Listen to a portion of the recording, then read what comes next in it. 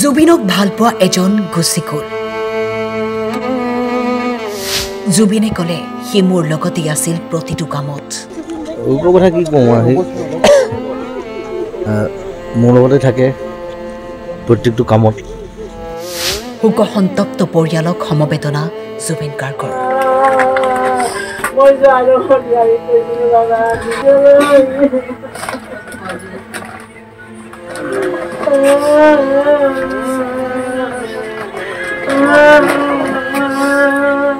অৰূপ আৰু নাই। ফটোখনৰ কাষতেই গীটাৰখন সজাই থোৱা হৈছে। খবৰ পাই বঙাইগাঁৱত উপস্থিত হ'ল জুবিন গাৰ্গ। বঙাইগাঁৱৰ সংস্কৃতিপ্ৰেমী তথা সমাজ সচেতন যুৱক আছিল অৰূপ নাথ। জুবিন গাৰ্গৰ লগত ছাৰ দৰে লাগি থাকিছিল। হঠাৎ অৰূপ গুচি গ'ল। মাতৃগৰাকীক সান্তনা দিছে জুবিনে।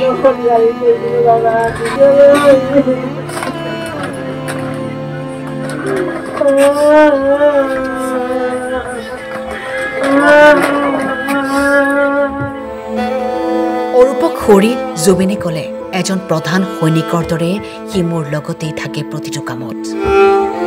অৰূপক আমি মিছ কৰিম, তাৰ স্মৃতি সদায় থাকিব আমাৰ লগত।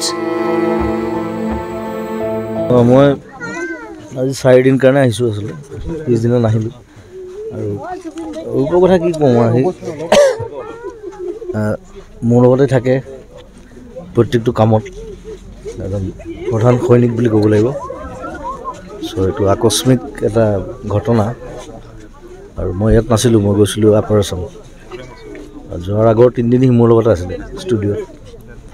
চ' তাৰ স্মৃতিটো সদায় থাকিব আমাৰ লগত। আৰু সি ভাল ভাল কামত সদায় আমাক সহযোগ কৰিছিলে। সেইটো আমি এতিয়া মিছ কৰিম আৰু সদায় মনত ৰাখিম অৰূপক। মই 3 দিন মোৰ লগতে আছিলে। তাৰপিছত মই আপাৰ আছাম গুচি গ'লোঁ। তাৰপিছত মই যিদিনা ৰাতি ঘূৰি আহিছোঁ সেইদিনা সি হস্পিটেলাইজ হৈছে। মই ৰাতিপুৱাহে খবৰটো পালোঁ। চ' অলৰেডি তাক লৈ আহিলে ইয়ালৈ। সেইকাৰণে মই 3 দিন ৰৈ দিলোঁ আৰু 4 দিন পিছত যাম। চ' আজি সেইকাৰণে আহিছোঁ। আকৌ আহিম মই 27 তাৰিখে শ্ৰাদ্ধত আহিম। সেইটো আমি প্লেন কৰিছোঁ এতিয়া, কৰি দিব লাগিব।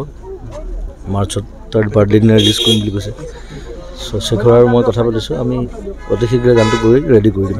সপোন বহুত আছিল, অৰূপদাৰ সপোন বহুত আছিল। বিভিন্ন সময়ত আমাকো কৈছিল যে বঙাইগাঁৱত কালচাৰেল কিছুমান এনেকুৱা কথা কৈছিল যে মিউজিয়াম বনাব লাগে, এই ধৰণৰ কথা কৈছিল। এই ধৰণৰ চিন্তা চৰ্চা আছিল।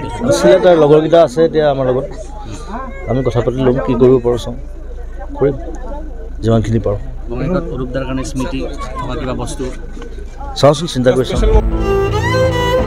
জুবিনৰ অতি আদৰৰ আৰু মৰমৰ আছিল ভাতৃপ্ৰতিম অৰূপ নাথ। অৰূপ নাথৰ অকাল বিয়োগত সমগ্ৰ বঙাইগাঁৱত শোকৰ ছাঁ। বঙাইগাঁৱৰ পৰা উত্তম কুমাৰ বৰ্মনৰ ৰিপৰ্ট।